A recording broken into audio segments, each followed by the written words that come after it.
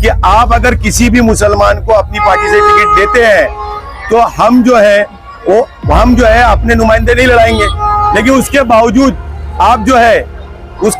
जो है आपने एक भी मुसलमान को टिकट नहीं दिया। मुस्लिमीन का साथ दिया और एक खासदार बना कर दिया। सच्चाई यही है कि नहीं मेरे बुजुर्ग? अल्लाह के सिवा कोई माबूद है क्या? फिर ये बात क्यों कही जाती है? इंशाअल्लाह आने वाले 5 साल जिस तरह औरंगाबाद की अवाम ने पिछले बार एक बार वोटिंग किया, इस बार औरंगाबाद के नासिक मुसलमानों ने, दलित भाइयों ने, हिंदू भाई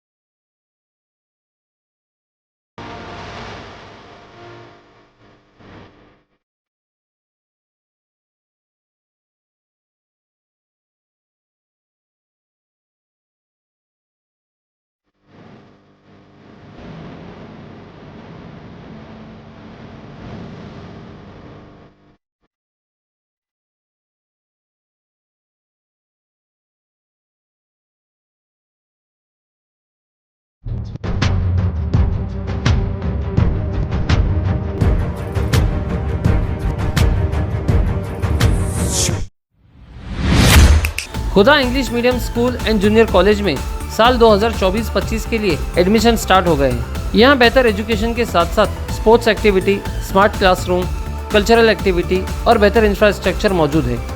यहाँ क्वालिफाइड और एक्सपीरियंस टीचर्स हैं जो कमज़ोर बच्चों का खास ख्याल रखते हैं।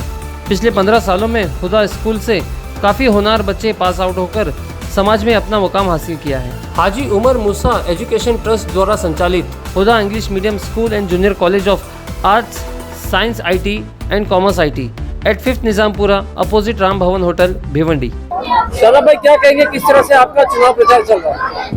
देखिए अल्हम्दुलिल्लाह बहुत अच्छा प्रतिसाद मिल रहा है। हमें देखते हैं कि कुल मजलिस-ए-इत्तेहादुल मुस्लिमीन जब भी चुनावी मैदान में आती है तो एक आम धारणा जनता के बीच में डाली जाती है कि ये बीजेपी के लिए खड़ी है, बीजेपी ने इसको वोट काटने के लिए खड़ा किया गया है। मेरा ऐसा मानना है कि कुल मजलिस-ए-इत्तेहादुल मुस्लिमीन भी एक पॉलिटिकल फ्रंट है और 2014 से भिवंडी में लगातार हर मुद्दे पर काम कर रही है। न सिर्फ काम कर रही है बल्कि 2014 में आदरणीय अकरम खान साहब ने भिवंडी पूर्व विधानसभा में सबसे ज्यादा मुस्लिम इलाकों में वोट पाने का शर्फ हासिल किया था।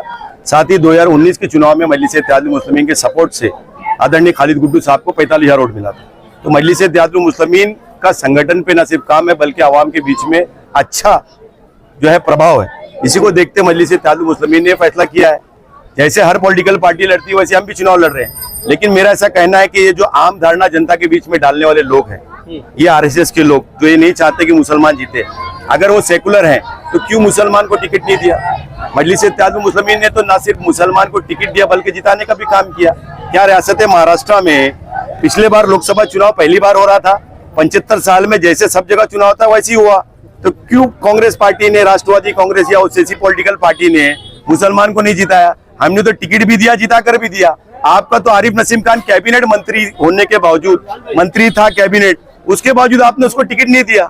हम तो आपको ये आह्वान करे थे कि आप अगर किसी भी मुसलमान को अपनी पार्टी से टिकट देते हैं तो हम जो है अपने नुमाइंदे नहीं लड़ाएंगे, लेकिन उसके बावजूद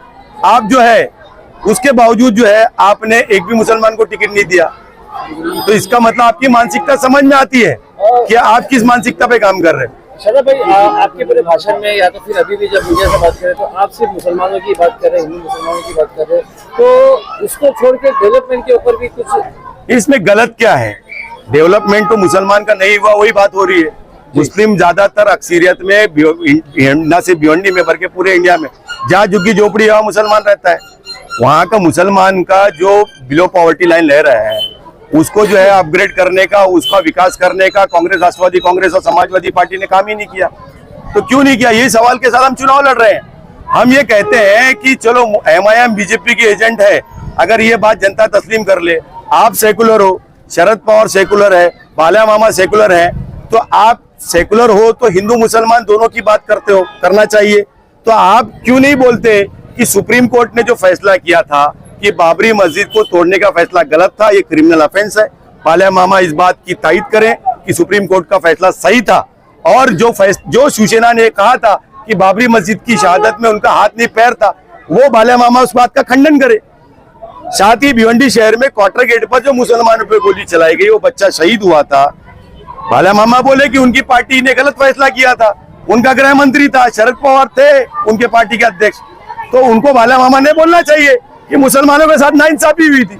सिर्फ टोपी लगा लेना, दरगाह पे चादर चला लेना, इससे आपका सेकुलरिज्म साबित नहीं होता।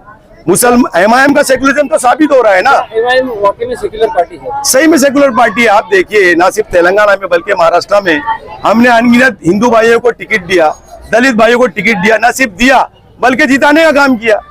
रियासत महाराष्ट्र में औरंगाबाद में पहली बार जब औरंगाबाद में महानगर पालिका में मजलिस इत्तेहादुल मुस्लिमीन के 27 नगर सेवक जीत कर आए, तो मेयर उम्मीदवार कौन था?